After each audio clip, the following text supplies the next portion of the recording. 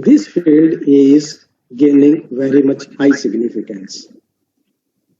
This is a chart by World Economic Forum.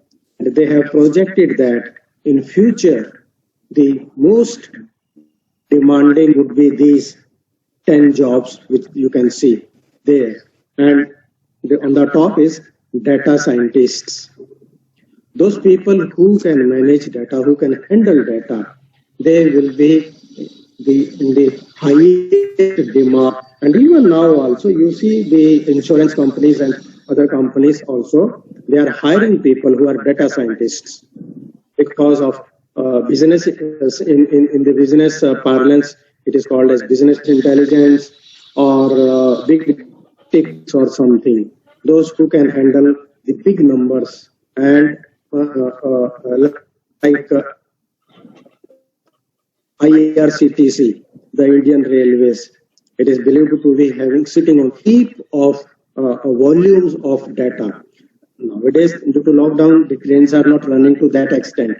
But when every day millions of tickets are being booked and the system captures all of your data because it has your date of birth, your name, your family name, whatever the data it gives, and then which seat you select, which food you eat, etc. Now you can imagine the quantum of data which is generated. But people want to analyze that data. For that, there are certain specifications. And there are these some of being developed. These are the new things. Fuel cell vehicles. You may be knowing that Elon Musk, the Tesla car, which is the electric car, there you need the batteries for that, and he is claiming that very soon they will be able to make such high power, high capacity batteries. Even you can fly an aeroplane on those batteries. And in the automobiles, the testing is already there. So next generation robotics, recyclable plastic, additive manufacturing, the sense and guided drones, flying robots, these things, they are the things. You can imagine that how much information and the data, these things they need to process from there.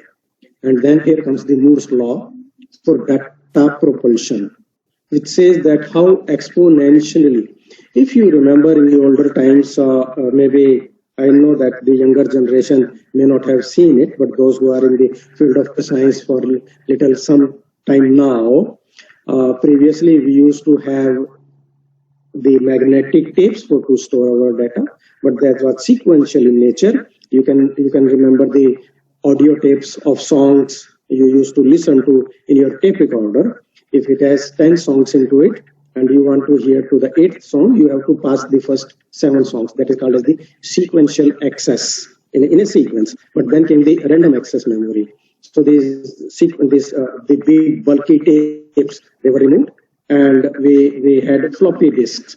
So 1.44 MB means 1 MB floppy disk was a big thing some 20 years ago. Nowadays, you have your gigabyte files being stored in your pen drive. You can see how compact the things they have gone. And these Moore's laws, they are very important, very interesting. One of the Moore's law says that if anything can go wrong, it will go wrong. That is very, very, and I have found that law is correct. If anything can go wrong, it will go wrong. Another law. And then he gave this very famous law of that the number of transistors, they will be doubled every 2 years. And now this has just quantum, and particularly in the new age computers which are coming. On your laptop, you may be saying that you have a Core i5, Core i3, Core i7, Core i10. That is the microprocessors on how many transistors they can be put on the microprocessor to increase the power of that. So that way, these things. Why